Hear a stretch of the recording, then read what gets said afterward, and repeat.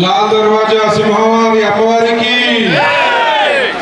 మరి ప్రజలందరూ కూడా తెలంగాణ ప్రజలందరూ కూడా బోనాల పండుగ శుభాకాంక్షలు. మరి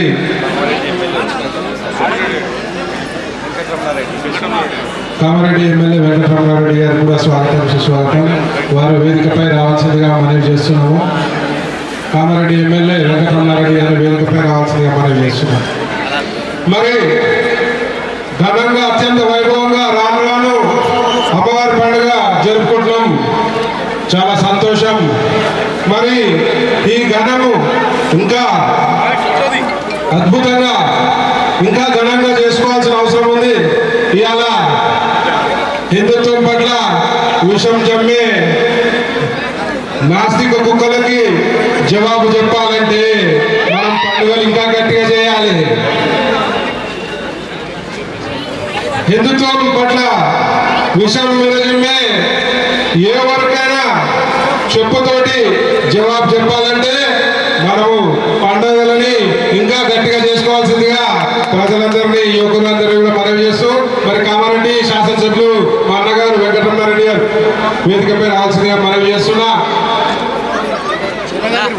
ముఖ్యంగా గోవుని రక్షించుకోవాల్సిన బాధ్యత ప్రతి ఒక్క సోదర సోదరులపై ఉన్నది. అలా గుళ్ళకు వచ్చినమా మొక్కినమా ఆలయ కమిటీ చైర్మన్ రాజేంద్ర గోవును కాపాడుకోవాల్సిన బాధ్యత అందరిపై ఉన్నది. ఇలా గుళ్ళకు వచ్చినమా దండం పెట్టినామా బొట్టు పెట్టుకున్నామా మరి మొక్కులు తీర్చుకున్నామా అని కాదు. ధర్మం పట్ల ఎవరైనా దాడి చేస్తే వాడిపై ప్రతి దాడి చేసినా తప్పు లేదు. అమ్మవారి చేతిలో త్రిశూలం ఉండదు బిడ్డ.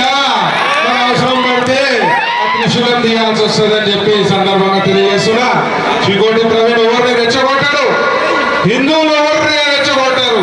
కానీ హిందువులపై దాడి చేస్తే మాత్రం ప్రతి దాడి తప్పదని హెచ్చరిస్తున్నా ఈ అమ్మవారి సాక్షిగా. ఈ మధ్యన ఎవరికైనా ఫ్యాషన్ అయిపోయింది హిందువుల పట్ల అనుచిత వ్యాఖ్యలు, హిందూ దేవుళ్ళ పట్ల అనుచిత వ్యాఖ్యలు. మరి పోలీస్ శాఖ వారు వాళ్ళపై గట్టి కేసులు పెట్టి మరి వాళ్ళ నోరు మూపించాల్సిన బాధ్యత ఈ ప్రభుత్వాన్ని ఈ పోలీస్ శాఖని. మరి మీతోడు కాకపోతే మేము రంగంలో దిగితే మరి శాంతి భద్రత సమస్యలు వస్తాయి.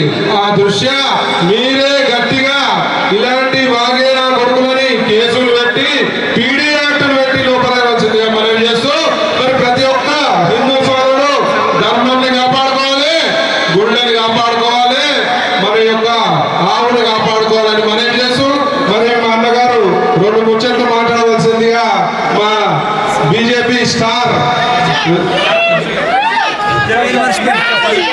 ఇద్దరు ముఖ్యమంత్రుల మీద గెలిచిన ముద్దుల మా వెంకటరమణారెడ్డి గారిని మాట్లాడవలసిందిగా కోరుతున్నాం.